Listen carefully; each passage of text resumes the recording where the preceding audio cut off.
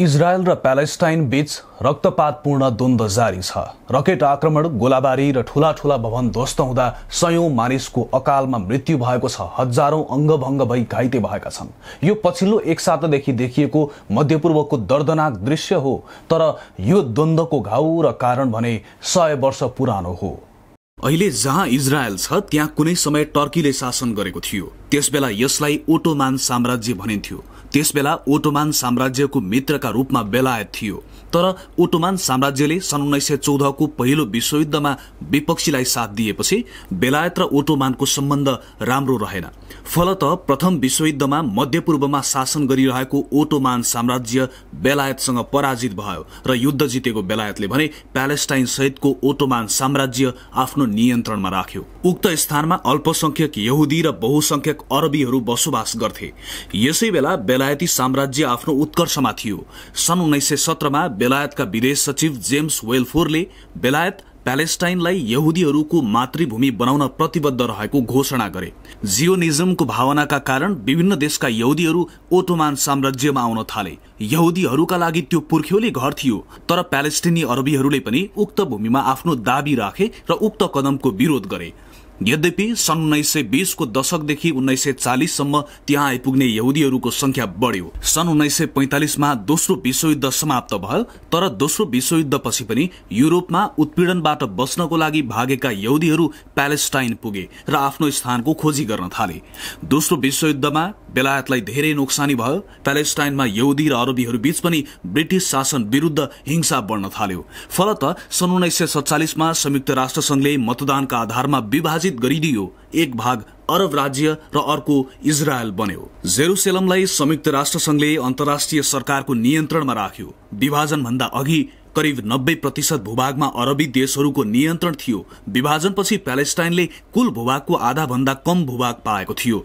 जनसंख्याको हिसाबले कम जमिन पाएको दाबी अरबी देशहरूले गरे। त्यसैले त्यो विभाजनलाई यहुदी नेताहरूले स्वीकार गरे, तर अरब पक्षले भने त्यसलाई अस्वीकार गर्यो र कहिले पनि कार्यान्वयन गरेन। सन् 1948 मा इजरायलले स्वयंलाई एक स्वतन्त्र राष्ट्र घोषणा गर्यो। अमेरिकाले तत्कालै इजरायललाई एक स्वतन्त्र देशका रूपमा मान्यता पनि दियो।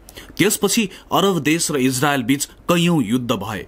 सन् 1967 को युद्धमा इजरायलले पूर्वी जेरुसलेम, वेस्ट बैंक अनि सिरियाको गोलन हाइट्सको अधिकांश क्षेत्र, गाजा र इजिप्टको सिनाई प्रायद्वीप आफ्नो नियन्त्रणमा लियो। इजरायलले पूर्वी जेरुसलेमलाई आफ्नो राजधानी मान्छ, तर अन्तर्राष्ट्रिय समुदायले यसलाई मान्दैन। प्यालेस्टाइनले भने पूर्वी जेरुसलेमलाई भविष्यको एक सार्वभौम र स्वतन्त्र मुलुकको राजधानीको रूपमा लिँदै आएको छ। यही विषयमा प्यालेस्टाइन र इजरायल बीच विवाद रहँदै आएको छ भने पटक पटक यसले युद्धको रूप लिएको छ। विशेष गरी जेरुसलेमको धार्मिक स्थलमा विवाद देखिने गरेको छ। इसाई, यहुदी र मुसलमान तीनै धर्मका समुदायले जेरुसलेमलाई आफ्नो पवित्र स्थल मान्छन्। उनीहरूका लागि यो स्थानको धार्मिक महत्व धेरै छ। यो यहुदी र मुसलमानको उत्पत्ति स्थल हो, त्यसैले यो स्थल महत्वपूर्ण छ। उनीहरूको यो स्थान राष्ट्रिय प्रतीकको एक भाग पनि हो। पछिल्लो 50 वर्षमा इजरायलले पूर्वी जेरुसलेममा आवासीय क्षेत्र विकास गरेको छ, जहाँ 6 लाख भन्दा बढी यहुदीहरू बसोबास गर्छन्। अन्तर्राष्ट्रिय कानून अनुसार यो गैर कानूनी रहेको र शान्तिका लागि बाधक रहेको प्यालेस्टाइनीहरूले बताउने गरेका छन्, तर इजरायलले भने त्यसलाई खण्डन गर्दै आएको छ। पूर्वी जेरुसलेम, गाजापट्टी र वेस्ट ब्याङ्कमा बस्दै आएका प्यालेस्टिनी र इजरायली बीच पटक पटक तनाव भइरहन्छ। इजरायल र इजिप्टले गाजामा हतियार नपुगोस् भनेर कड़ा रूपमा सीमाको नियन्त्रण गर्दछन्। सन् 1967 को युद्धपछि कब्जामा लिएको तर पछि इजरायल ब्याक भएको प्यालेस्टाइनको अर्को भूभाग हो गाजा। गाजापट्टि प्यालेस्टाइनको क्षेत्र हो। गाजामा हमास नाम गरेको लडाकु समूहले शासन गर्छ, जसले कैयौं पटक इजरायलसँग युद्ध गरेको छ। करिब 5 माइल चौडा र 25 माइल लम्बाइमा फैलिएको गाजापट्टीमा करिब 20 लाख प्यालेस्टाइनीको बसोबास छ। अधिकांश प्यालेस्टिनी शरणार्थी र उनीहरूका सन्तान गाजा, वेस्ट बैंक र छिमेकी जोर्डन, सिरिया अनि लेबनानमा बस्छन्। ती शरणार्थी र उनीहरूका सन्तानलाई इजरायलले आफ्नो घर फर्कन दिएको छैन। इजरायलले त्यस्तो गर्नाले देशमा समस्या बढ्ने र यहुदी राज्यका रूपमा आफूहरूको अस्तित्व समेत धरापमा पर्ने बताउँदै आएको छ। सन् 2014 मा पनि हमास र इजरायल बीचको द्वन्द्वमा इजरायलले गाजामा भीषण कारवाही गरेको थियो। 7 हप्ता चलेको 2014 को युद्धमा झण्डै 2200 प्यालेस्टिनीको मृत्यु भएको थियो, जसमा झण्डै 1/3 बालबालिका र महिला थिए। दुवै पक्षबीच युद्धविराम गराउन करिब 3 महिना लागेको थियो। पछिल्ला केही दिनदेखि जेरुसलममा हिंसा भड्किरहेको थियो। जेरुसलम स्थित अल अक्सा मस्जिदमा जान प्रतिबन्ध लगाइएपछि प्यालेस्टाइनका नागरिक क्रुद्ध भएका थिए। यो मस्जिदलाई इस्लाममा तेस्रो पवित्र स्थान मानिन्छ। यो यहुदीहरूको पनि पवित्र धार्मिक स्थलका रूपमा छ। त्यसपछि पूर्वी जेरुसलममा अघिल्लो शुक्रबार अल अक्सा मस्जिद नजिक भएको झडपबाट हिंसा सुरु भयो। यसले त्यहाँ धर्मयुद्धको रूप लिन थालिसकेको छ। पछिल्लो केही समय यता पूर्वी जेरुसलममा इजरायलको सरकारले यहुदीको संख्या बढाउने प्रयास गरिरहेको छ। जेरुसलमको चारैतर्फ यहुदीको बसोबासको लागि ठूलो संख्यामा घरहरू बनाइएको छ। यसो गर्दा इजरायलले अन्तर्राष्ट्रिय कानूनको पनि पालना नगरेको आरोप लाग्दै आएको छ। त्यसैले तनाव पनि बढ्दो क्रममा देखिएको छ। त्यसबाहेक एक महिना अघि पूर्वी जेरुसलममा रहेका एक प्यालेस्टिनी परिवारलाई आफ्नो घर छाड्न इजरायली अधिकारीहरूले चेतावनी दिएपछि विवाद उत्पन्न भएको थियो। सो जमिनलाई यहुदीहरूले आफ्नो दाबी गर्दै आएका छन्। यहुदीहरू उक्त स्थानमा बस्न चाहन्छन्, तर अहिले सो स्थानमा प्यालेस्टिनीहरू बस्दै आएका छन्। प्यालेस्टिनी परिवारलाई जबरजस्ती निकालिएकोमा विरोध भयो। इस्लामको तेस्रो ठूलो पवित्र स्थल अल अक्सा मस्जिद परिसरमा रमादानको अन्तिम शुक्रबार प्रार्थना गर्नको लागि उपस्थित भएका दशौं हजारले विरोध प्रदर्शन गरे।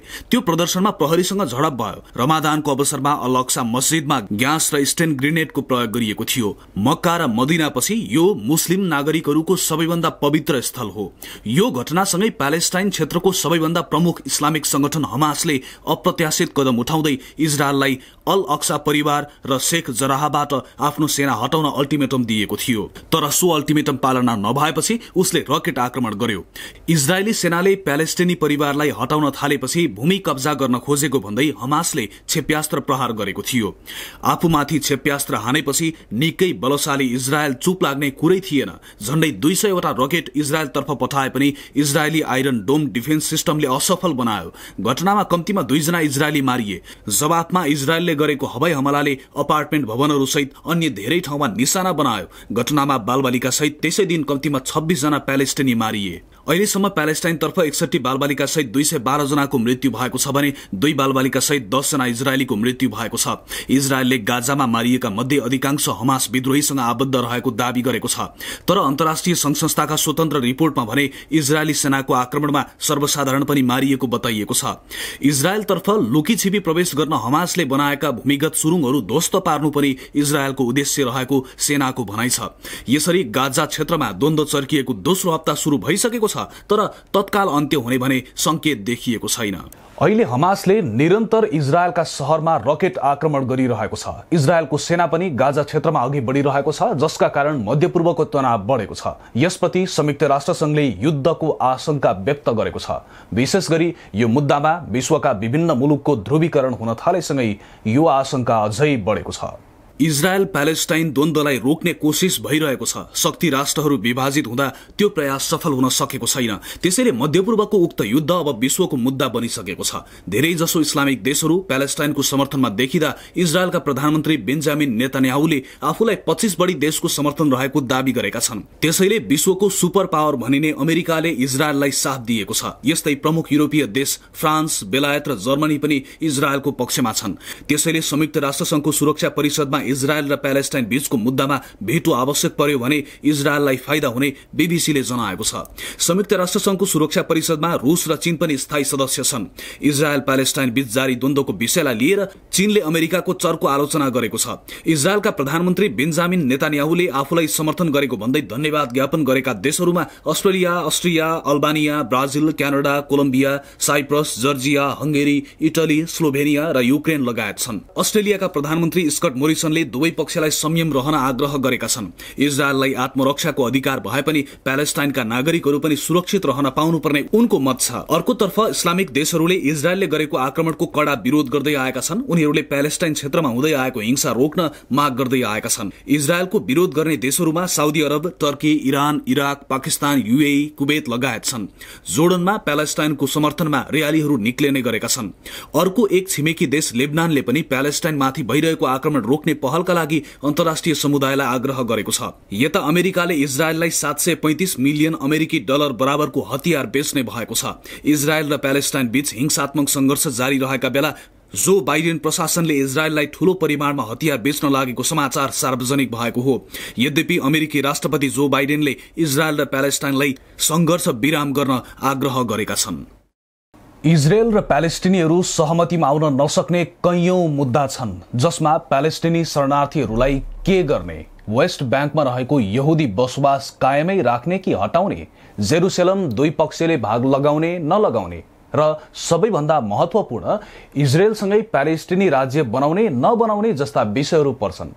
नमिलेको धार्मिक विवाद, भूभाग सम्बन्धी 100औं वर्ष पुरानो मुद्दा लगायत कारणले फेरि पनि हिंसा निम्तियो। गाजापट्टिमा केही दिनदेखि चलिरहेको भीषण बमबारी 2014मा गाजामा भएको इजरायली युद्ध यताको सबैभन्दा ठूलो हो, जसले एकअर्कालाई युद्धको लागि ललकारिरहेको छ।